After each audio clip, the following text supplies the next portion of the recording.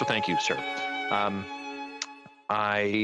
wondering if you can tell us, with respect to the Bloomberg article that you referenced and the comment made by staff, the reported comment about donor plaques ought to be made of Velcro. How does that relate to your fundraising efforts in your son Wesley's name for a school in Kenya? Well, that was the starting point to doing a lot of investigation on my part. Forgive me. Of all that I read in the Bloomberg article, that was the most important touch point for me to investigate. And I received, not long after the article, photos that were taken, I presume within recent months, of every door on every school at every campus in Kenya. And I noticed that the door to the school building that we had opened on the 1-year anniversary of Wesley's tragedy, because we made a goal. We said on the 1-year anniversary of, I still can't say the D word, on the 1-year anniversary of what happened to Wesley, we'll be in Kenya and we'll be opening a school.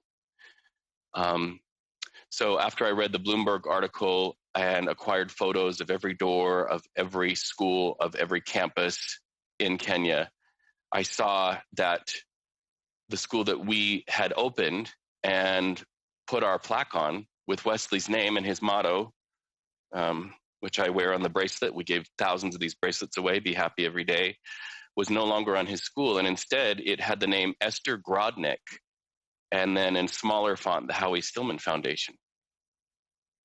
So I thought, well, who's Esther Grodnick? And who's the Howie Stillman Foundation? And I went to the foundation's website. I don't know if their videos are still up, but I followed the link to videos and I saw a video. I have it. It may have been taken down now, but there was a timestamp for an opening celebration where they opened the very same building less than 2 weeks before we arrived there. And we went to Kenya thinking we were opening that building for Wesley, but their video with the timestamp on it, and I've matched it frame for frame because I have extensive documentary footage, shows that suggests damningly that what the Stillmans celebrated in their video was the one that just, I think 13 days later, we opened. The ceremony was recued for us, same people, same songs, same everything. Different plaques. Pretty devastating. As I told Craig Kilberger, you mentioned 15 years, but I have PTSD and I still walk these floors at night. And on the hardest nights, I close my eyes and I go back to an LRI campus and that school building that we opened, believing that was Wesley's campus and that the sun was coming up in Kenya, and that kids were in his desks, and that gets me through lots of nights. So you can imagine when I see the timestamp on the Howie Stillman Foundation's building that bore the name of Esther Grodnick on the building that we thought our plaque was on, it raised a lot of questions and felt pretty damn devastating. Thank you, sir. Chair, how much time do I have? You do have 2.5 minutes. Thanks. Sorry. No, that's I appreciate your answer, sir.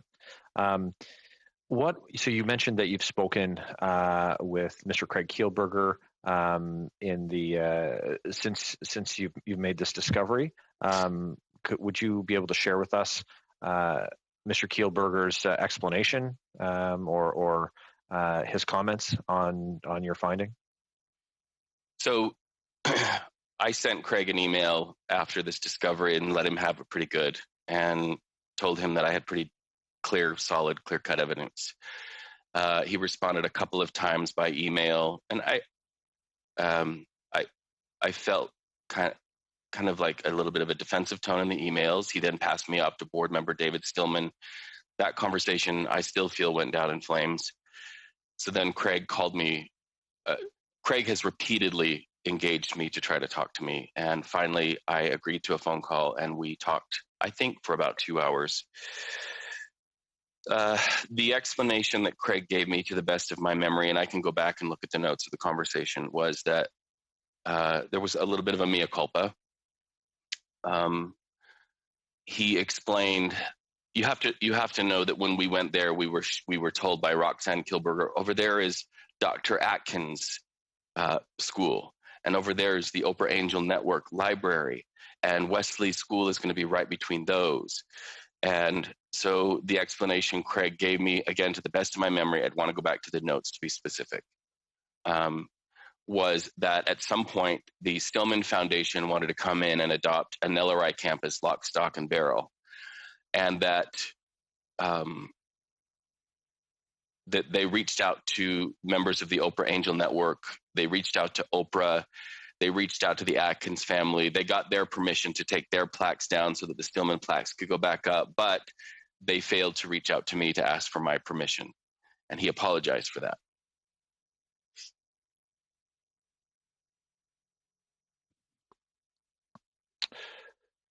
Thank you, Mr. Barrett. We'll turn to Ms. Latanzio now for your round of questions. Thank you, Mr. Chairman.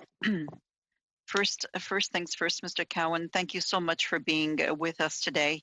I too want to offer my condolences for the tragic loss of your son, and I want to talk about